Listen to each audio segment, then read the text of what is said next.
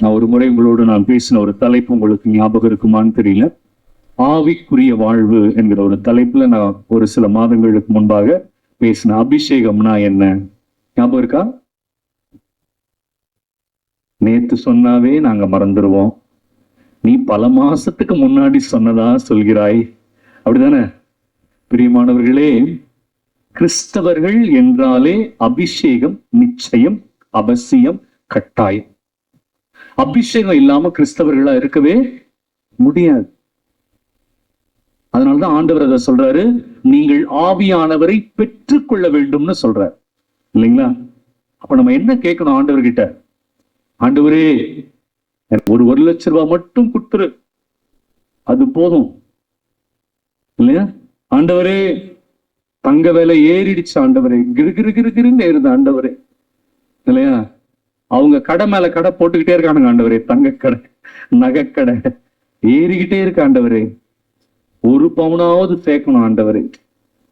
ஆண்டவர் அதான் தெளிவா சொல்ற, நீ ஒன்னே ஒண்ணு கேளு, எல்லாமே சேர்த்து கொடுக்கப்படும். கைகளை தட்டி நன்றி சொல்லுங்க. நீ ஒன்னே ஒண்ணுதான் கேட்கணும்ன்ற ஆண்டவர், மற்றதெல்லாம் செகண்டரி பிளெஸிங்ஸ். நம்ம சொன்னோம் பாத்தீங்களா, இப்போ இந்த உலக ஆசை, பணம், இந்த செல்வம், படிப்பு, இதெல்லாம் என்னது? Secondary blessing. What is the primary blessing that you and I should ask for?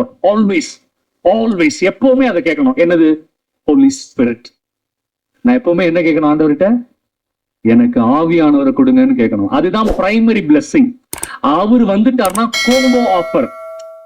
Combo offer தெரியுமா? சேர்த்து கொடுப்பாங்க. ஒரு பக்கெட் சிக்கன் வாங்கினா கொக்கோ கோலா, ஃப்ரை எல்லாம் சேர்த்து கொடுப்பாங்க. அதுக்கு பேர் என்னது? கோம்போ ஆஃபர், அப்படிதானே? இது அது மாதிரி. எப்படி ஆவியானவர் வந்துட்டாருன்னா, நீங்க கேட்டீங்களே, ஒரு ஃபீஸுக்கு 1,00,000, 1 பவுன் நகை, ஒரு அரை கிரவுண்ட்ல அண்ணா நகர்ல ஒரு இடம், இல்லையா? ஒரு 4 அடுக்குல ஒரு சின்ன வீடு, இந்த மாதிரி சின்ன சின்ன விஷயங்கள் எல்லாம் ஆண்டவர் என்ன பண்ணுவாரு? சேர்த்து கொடுப்பார். அதெல்லாம் செகண்டரி பிளெஸிங். நம்ம அத முதல் பிளெஸிங்க வாங்குற தவறுனதுனாலதான் செகண்டரி பிளெஸிங் எதுவுமே கிடைக்க மாட்டேங்குது. Don't ask for secondary blessings. இதெல்லாம் கேட்காதீங்க. எதை கேட்கணும்? Primary blessing. ஆவியானவரை கேளுங்க, எல்லாமே கொடுப்பாங்க. ஓகேவா?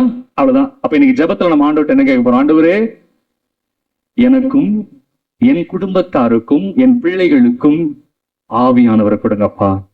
கடினமான போதனையை நாங்கள் பின்பற்றினாலும் ஆண்டவரே, எங்களுக்கு என்ன வேணும்?